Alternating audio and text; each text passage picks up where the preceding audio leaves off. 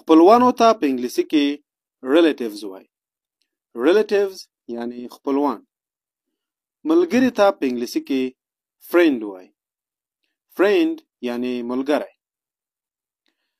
مایره یا هم مایرنۍ مور ته په انګلیسي کې step mother وایي. step mother یعنی مایرنۍ مور.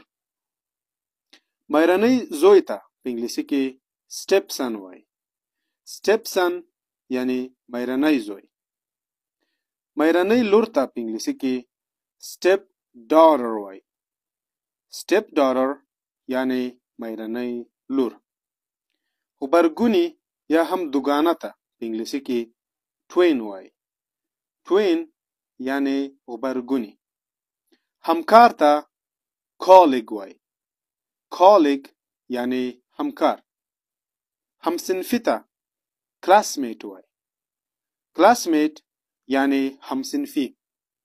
د کوټې ملګری ته په انګلیسي کې roommate وایي.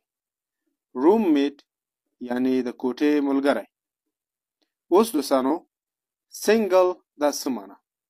د دې معنی تاسو په کومنټ کې راته ولیکئ او د نورو ویډیوګانو لپاره زموږ پاڼه حتما در سره فالو کړئ.